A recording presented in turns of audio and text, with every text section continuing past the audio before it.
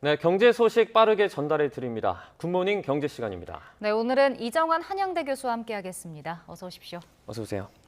네, 국내 증시부터 살펴보도록 하겠습니다. 어제는 이제 코스피, 코스닥 모두 연 저점을 기록을 했습니다. 매일 나오는 말이 바닥이 어디냐부터 바닥 아래 지하가 있었다 이런 말까지도 나오고 있는데요.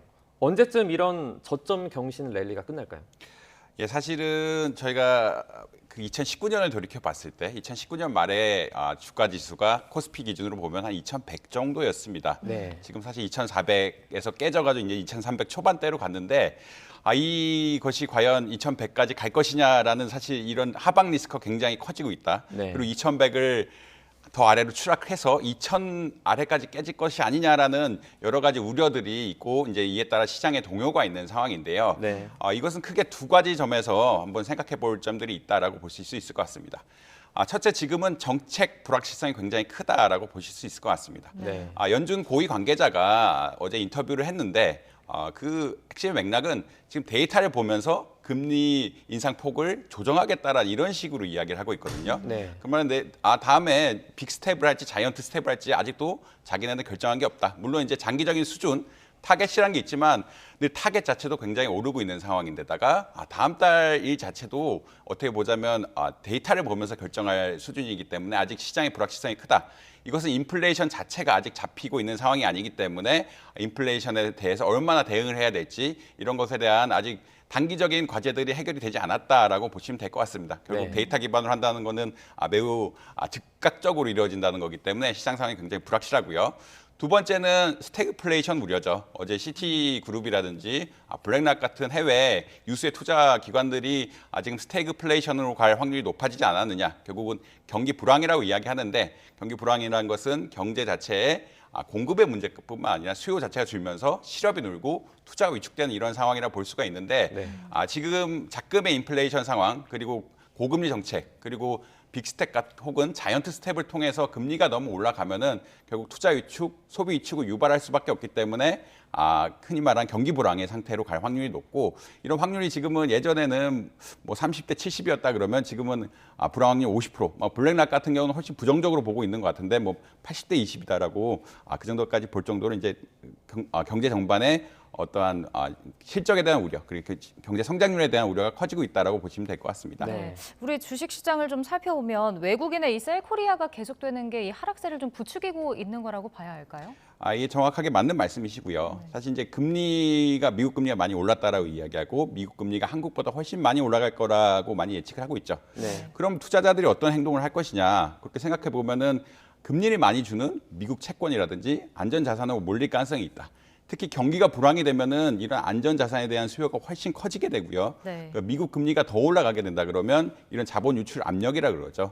한국 시장에 주식을 통해서 수익을 올리려던 해외 투자자들이 금리가 높고 안정적으로 수익을 올릴 수 있는 미국 자산으로 어떻게 보면 자본 유출이 일어날 가능성이 있고 네. 지금 상황 자체가 일환이다. 그리고 물론 이제 저점이 되면은 해외 투자자들이 다시 들어와서 투자 수익을 노리려고 하겠지만 아직 아까 말씀드린 것 같이 저점이 어딘지 모르고 하방에 대한 하방 리스크에 대한 여전히 불확실성이 굉장히 큰 상태이기 때문에 네. 자본 유출이 조금 이루어지고 있는 것들이 아니냐 그렇게 평가할 수 있을 것 같습니다. 네. 이제 환율이 계속해서 오르고 있습니다. 1,300원을 이제 뚫을 것 같은데 월스트리트 저널 보도를 보면요. 투자자들이 포트폴리오에서 이 달러 비중을 계속해서 늘리고 있다고 합니다. 이 스태그플레이션 위험 속에서도 달러는 조금 안전자산이다. 이런 인식이 있는 것 같아요. 경기 불황이 되면은 결국은 기축 통화라고 이야기하죠. 세계에서 널리 쓰일 수 있는 자산에 대한 수요가 늘리게 됩니다. 네. 그 자산의 핵심 중에 핵심은 역시 달러 자산이고요. 특히 이번 상황과 같은 경우는 코로나19와 달리 달러 금리가 굉장히 많이 올라가고 있죠. 그렇게 금리를 쫓아가면서 올라갈 나라들이 몇 군데가 되지 않는다. 유럽 역시 그 정도 금리를 올리는 정책을 필수가 없는 상황이거든요. 네. 그렇기 때문에 투자 자산으로서의 매력까지 사실은 달러화 자산이라는 게 안전 자산으로서의 매력이 있고 네. 투자 자산으로서의 매력이 있는데 이런 달러 채권 같은 것들에 대한 수요가 지금 상황에서는 둘 다 늘어나고 있는 상황이기 때문에 전반적으로 달러에 대한 수요가 늘어나고 있고요. 이렇게 달러에 대한 수요가 늘어난다는 얘기는 전반적으로 원화의 약세 흔히 말하는 원달러 환율이 올라가는 이런 상황들이 발생하고 있는 것이 아니냐. 이에 따라서 원달러 환율 뭐 오늘 1,300 넘을 것이냐 말 것이냐에 대한 여러 가지 논의들이 있는데 전반적으로 계속 한동안은 결국 금리가 많이 올라가게 되고 경기가 불황이 되고 이 두 가지 요소는 결국 달러화에 대한 수요를 많이 늘리게 하는 이런 상황이기 때문에 환율의 상방 압력이 좀 큰 상태라고 보시면 될 것 같습니다. 네. 네. 우리 주식 시장이 급락하면서 지금 개인 투자자가 빚내서 투자하는 이 귀투가 1년 반 만에 19조 원대로 또 줄었다고요? 이 빚투란 것은 결국은 네. 빚을 내서 내 이자를 주고 남을 만한 수익을 내겠다라는 그런 측면이 있는데 네. 결국은 주식시장 자체가 하락을 하다 보니까 이런 빚투에 적극적으로 나서기는 어려운 상황이다. 지금 주가가 올라야 내가 은행 이자를 빌려서 어떻게 보면 그걸 가지고 투자를 하는 이런 계기를 만들 수가 있는데 네. 그런 상황이 아니고요. 근데 이제 사실 증권사에서 돈을 빌릴 수 있습니다. 근데 증권사에 돈을 빌렸을 때는 이걸 흔히 말해 주식을 담보로 빌린다라고 이야기하죠. 주식이 담보로 내가 증권사한테 돈을 꾸는 것이고요.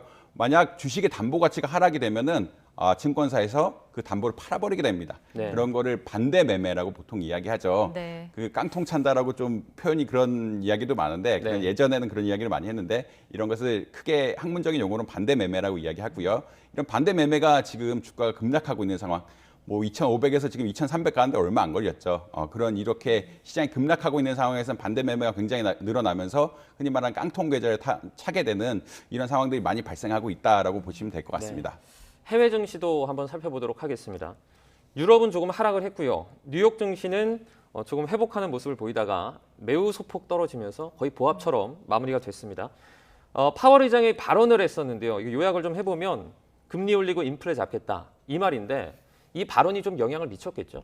아무래도 영향이 미쳤다라고 보시면 될 것 같고요. 네. 크게는 지금 나온 상황으로는 어떤 이야기들이 있냐면 이렇게 금리를 올리면서 소비가 위축이 됐다라는 소비가 서프트닝 됐다라고 이야기하는데 네. 예전에 미국이 이제 경기 회복이 되면서 수요가 괜히 많이 늘어났는데 이런 소비 지표 자체들이 조금 안정돼 가고 있는 것들이 아니냐.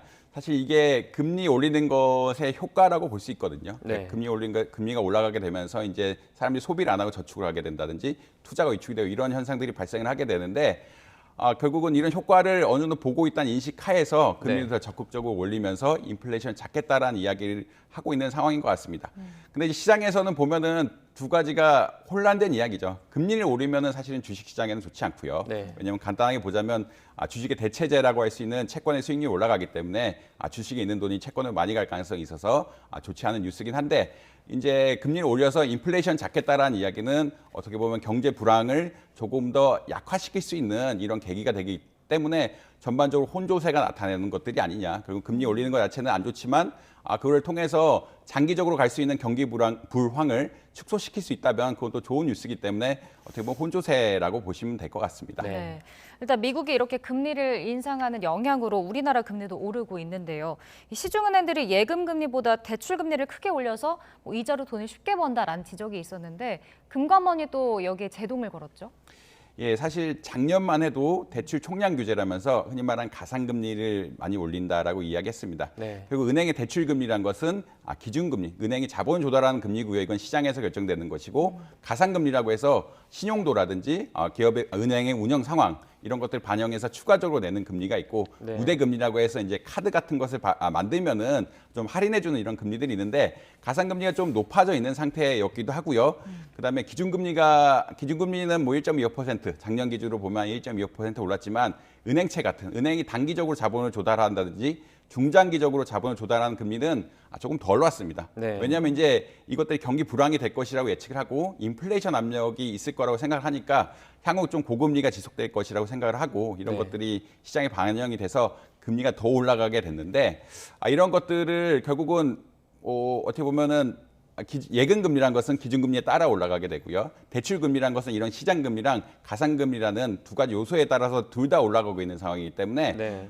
정부에서는 너무 가상금리를 지나치게 받아서 가계에 피해를 주는 상황 좀 배제해야 되는 것이 아니냐. 네. 자영업자라든지 특히 이제 많은 가구들이 코로나19를 통해서 빚을 빌리는 가구들이 많은데 이런 가구들에 대해서 조금 흔히 말하는 이자 비용에 대한 부담을 좀 줄여야 하는 것이 아니냐.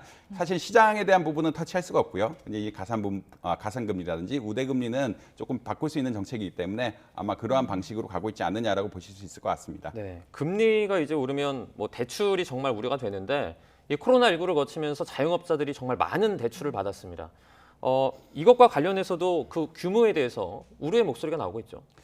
예, 이제 금리가 1% 올릴 때마다 사실은 뭐 얼마나 빌렸느냐의 차이는 있겠지만 네. 가계에 굉장히 부담이 많이 되거든요. 일단 한 3억 정도 빌리면은 제가 늘 뭐 얘기를 하지만 한 달 월급 정도는 날아간다라고 보시면 될 것 같습니다. 네. 1%가 오르면 3억 정도 빌리면 한 300만 원 이상 이자 비용이 나가기 때문에 날아가게 된다고 보실 수 있을 것 같고요. 특히 자영업자 부채는 어떤 부채의 성격이 있냐면 자기가 사업을 통해서 하는 부채도 있지만 집을 통해서 자기가 가진 집을 통해서 주택담보대출을 통해서 사업 자금으로 쓰는 이런 대출도 굉장히 많았거든요. 네. 그러니까 결국은 자영업자 부채의 추정치보다 실제 자영업자가 겪는 어떤 이자 비용에 대한 부담은 굉장히 높기 때문에 이런 것을 경감해야 되는 것들이 아니냐. 특히 이제 회사원이 아닌 뭐 자영업자들에 대해서는 양쪽에서 아마 부채 부담이 갈 것이라고 생각을 하고 이런 부분을 경감해주고 좀 연장해준다든지 혜택을 준다든지 이런 정부 정책이 시행돼야 되지 않느냐라는 논의가 활발한 상태라고 보실 수 있을 것 같습니다. 네, 네. 저희가 앞선 기사에서 자영업자 대출 잔액이 1,000조 원에 달한다.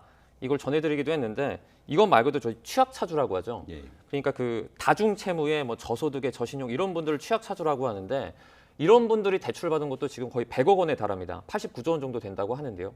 이 취약차주에 대한 관리도 상당히 중요하지 않습니까?